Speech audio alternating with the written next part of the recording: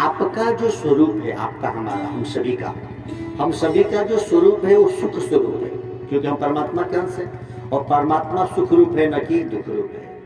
आप किसी व्यक्ति से कहो या फिर मैं आपसे कहूँ कि चलो भैया आप 1 महीना सुखी रहो, बाद में दुखी रहो, आप आशीर्वाद लोगे? ऐसा नहीं ना।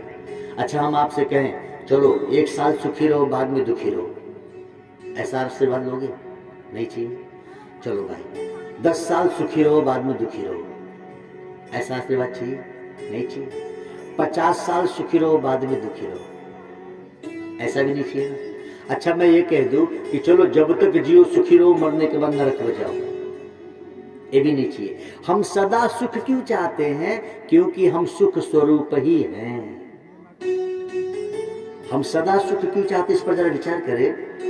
आपने कहा हम पहले दुख सुनना चाहते हैं। हम सुख स्वरूप हैं, इसलिए थोड़ा भी दुख बर्दाश्त नहीं करते। सुख कई वर्षों तक है, कोई दिक्कत नहीं है, लेकिन थोड़ा सा दुख आ जाए तो आप स्वस्थ हैं, कोई दिक्कत नहीं है, लेकिन थोड़ा सा दर्द हो जाता है आंख में, पेट में, हाथ में, तो परेशान हो जाते हैं। यानी हम दुख नहीं चाहते। क्यों नहीं चाहते? क्योंकि आप दुख स्वरूप नहीं, आप सुख स्वरूप परमात्मा के अभिन्न अंग हो। हम सुख स्वरूप हैं, इसीलिए दुख हमको अच्छा नहीं लगता। तो जब आपको दुख अच्छा नहीं लगता तो आप किसी को दुख न दो, क्योंकि दुनिया का एक नियम है, जो दोगे वही पाओगे, जो करोगे वो पाओगे, या तो जो दोगे वो पाओगे। आप किसी पड़ोसी को दिए हो चना तो चना देगा, या तो खेत में बोए हो चना तो चना मिलेगा। तीसरा कोई विकल्प है क्या? दिया हुआ और किया हुआ ही मिलता है। जो दोगे वो पाओगे, या तो जो किए हो वो पाओगे। अच्छा, मजे की बात क्या है, जो दोगे उससे ज्यादा पाओगे। अच्छा, जो किए हो उससे ज्यादा पाओगे। आप खेत में जितना गेहूं बीज में डाले, क्या उतना ही गेहूं आएगा घर पे?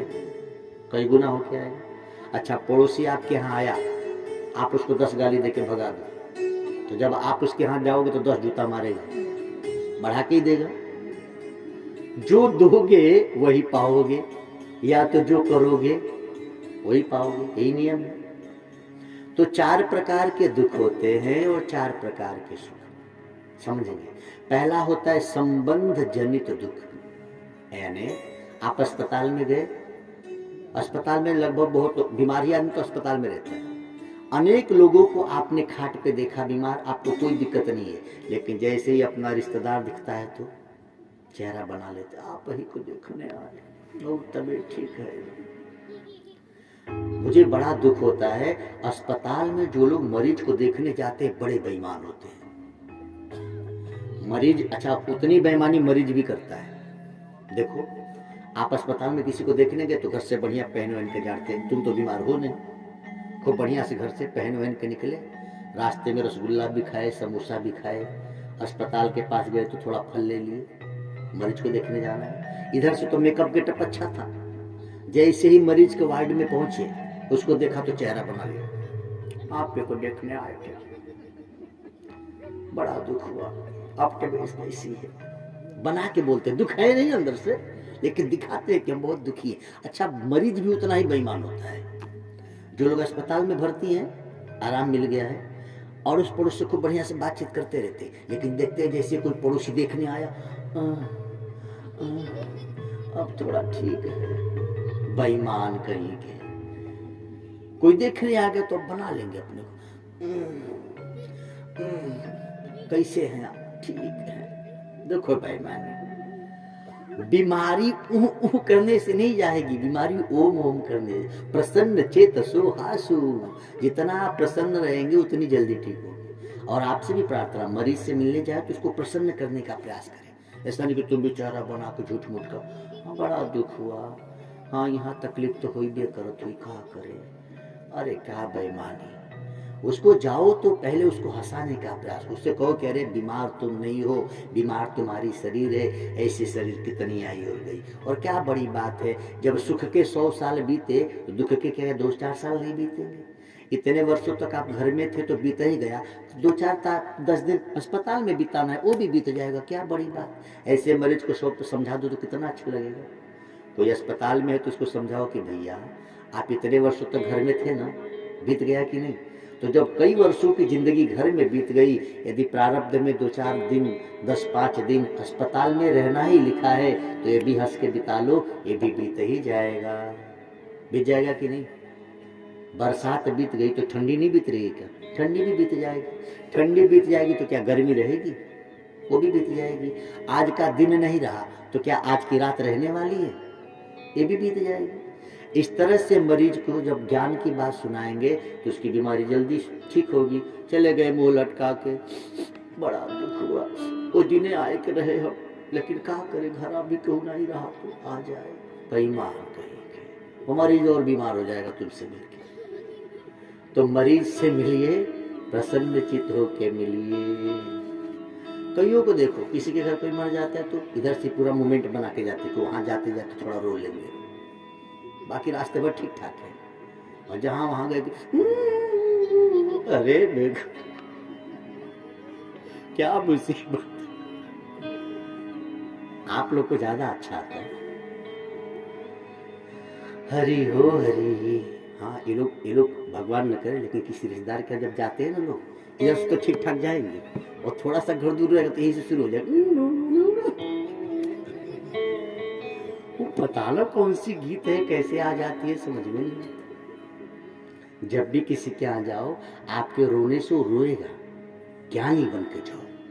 इसका मतलब नहीं मुस्कुराते हो जो कि हाँ बड़ा अच्छा हुआ, कब गए ऐसा भी नहीं। लेकिन वहां जाओ तो कहो कि क्या बड़ी बात है, तुम क्यों रो रहे हो, तुम भी तो मरोगे।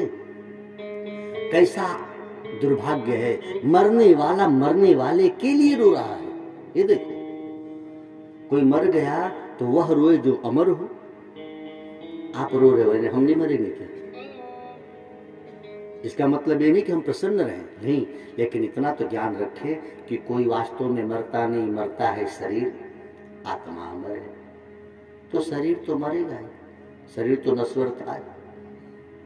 इसीलिए मरने के बाद जो कर्तव्य कर्म है उसको भली भांति निभाए। तस्माद सत्यम सततम कार्यम कर्म समाचर। अपने कर्तव्य कर्म को भली भांति करें, लेकिन निराश होके, हताश होके, उदास होके नहीं, कुलीन राजकुमार के भांति प्रसन्न चित्त होके। तो पहला संबंध जनित दुख, जिससे संबंध है उसको दुखी देखे तो दुखी हुए, बाकी देखो दुखी को देखते तो कहाँ दुखी होते। अनेक शव यात्रा आपके सामने से गुजर जाए ट्रैक्टर पे, आपको कोई फर्क नहीं पड़ता, लेकिन जैसे कोई अपने संबंधी की शव यात्रा देखते हैं तो हमको दुख होता है। यानी संबंध के कारण दुख हुआ है ना। यात्रा मुर्दा देखे तो दुख नहीं हुआ, मुर्दा से संबंध स्थापित हुआ तब दुख हुआ। यानी दुख का कारण क्या है? संबंध। यही वजह है कि साधु महापुरुष लोग संबंध तोड़ के बैरागी हो जाते। न रहेगा संबंध न रहेगा दुख। कितनी सुंदर बात कह रहे हैं भागवत। पहला दुख का कारण क्या है? संबंध जनित दुख। दूसरा होता है द्वेष जनित दुख। जैसे सब कुछ छोड़ के चले गए, साधु बाबा तो हो गए, मठाधीश हो गए, अब कोई दुख नहीं है, संबंध ही नहीं है। साधु बाबा का न माँ न बाप न भाई न बहन न पत्नी न बच्चे, लेकिन वहां भी जाकर दुखी है। क्यों? द्वेष जनित दुख। वहां क्या द्वेष है? ये आदमी मेरे से ज्यादा ज्ञानी है तो उसको देख कर तकलीफ हो रही है, कोई आपसे ऊंचा पद पे है तो उसको देख कर तकलीफ हो रही है, कोई आपसे ज्यादा हट्ठा कट्ठा है। द्वेष जनित दुख। यानी आपके मित्र के यहाँ ट्रैक्टर खरीद कर आए तो आपको खुशी होगी, चलो अपना मित्र कभी अपने काम आएगा, लेकिन जिससे आपका झगड़ा है, जिससे आपकी बातचीत नहीं है, उसके यहाँ ट्रैक्टर खरीद के आया ना, खरीद के आया, उसके यहाँ दुख आपको हो रहा है। कोई कहेगा अरे भाई फलाना को तो ट्रैक्टर, हमको क्या लेना देना है, ट्रैक्टर उसके यहाँ आया, दुख आप क्यों है? क्योंकि द्वेष है। ध्यान से समझेंगे, दुख के चार ही कारण है। या तो संबंध के कारण दुख होता है, या तो द्वेष के कारण दुख होता है, या तो कर्तव्य जनित दुख। मतलब जैसा उसने किया हम क्यों नहीं कर पाते। जैसे एक साथ 4-5 लोग आर्मी में गए और 2 भर्ती हो गए, 2 नहीं हो पाए, तो ये दोनों बड़े दुखी होंगे। ये भी नहीं हुए तो ठीक था। जो काम हम नहीं कर पाते यदि कोई दूसरा करता है तो हमको तकलीफ होती है, ये कैसे कर लिया। कोई जरूरी नहीं है हर काम हर व्यक्ति कर ले। अब मेरे साथ जितने मित्र पड़े सब अच्छे अच्छे नौकरी पे हैं। नौकरी तो मुझे भी थी लेकिन हम छोड़ के चले। अब तो भाई अब क्या कहा जाए। तो अब मैं दुखी हो जाऊं अथवा वो मुझे देख के दुखी हो जाए, तो इसको कहते हैं कर्तव्य जनित दुख। आपने जैसा कर्म जो नहीं कर पाए वो दूसरे ने कर लिया तो आपको दुख होता है, या वो उसने कर लिया मैं क्यों नहीं कर पाया ये सोच के दुख होता है। इसको कहते हैं कर्तव्य जनित दुख। और चौथा होता है अहंकार जनित दुख। अहंकार जनित दुख मतलब आप गए, आप अपने को बड़ा मानते हैं, किसी की शादी ब्याह में गए तो आप ये सोच के गए थे, जैसे दक्ष सोच कर गए थे कि मैं जाऊंगा और शिव उठेगा, मुझे प्रणाम करेगा, मेरा दामाद लगता है, और शिव जी नहीं उठे तो दक्ष जी को दुख हुआ अहंकार के कारण। इसको कहते हैं अहंकार जनित दुख। आप गए और पता लगा कि मित्र लोग अपने में मस्त है, आपको देखे नहीं, नहीं देखे तो आपको ध्यान नहीं दिए। अब उन्होंने नहीं देखा लेकिन आपको दुख होगा। बताओ, ये दिन आ गए, सामने सब चले गए, किसी ने पूछा ही नहीं। ये दुख किसको हो रहा है? आपके अहंकार को। हमको किसी ने नहीं पूछा, हो सकता है वो नहीं देखा होगा, तो दुख किसको हुआ? आपके अहंकार को। अहंकार जनित दुख। हम जैसा चाहते हैं वैसा नहीं हुआ, हम जिससे सम्मान चाहते उससे सम्मान नहीं मिलता तो हमारे अभिमान को ठेस लगता है। ये अहंकार को दुख हुआ, न कि आपको। क्या फर्क पड़ता है? उस महफिल में और भी लोग हैं, सबका सम्मान नहीं होता, आपका भी नहीं होता, तो क्या बड़ी बात है, लेकिन हमको दुख होता है। तो दुख के चार कारण। एक कारण संबंध, जिससे भी जिसको देखने के बाद दुख हो रहा है तो समझिए संबंध है, इसके कारण दुख हो रहा है। अभी इससे संबंध हटा दो तो दुख नहीं होगा। पत्नी से प्रेम का संबंध है और पत्नी बीमार है तो दुख होगा, लेकिन पत्नी से तलाक हो जाए और पत्नी बीमार हो जाए तो खुश होगा कि भले मर जाओ, बढ़िया।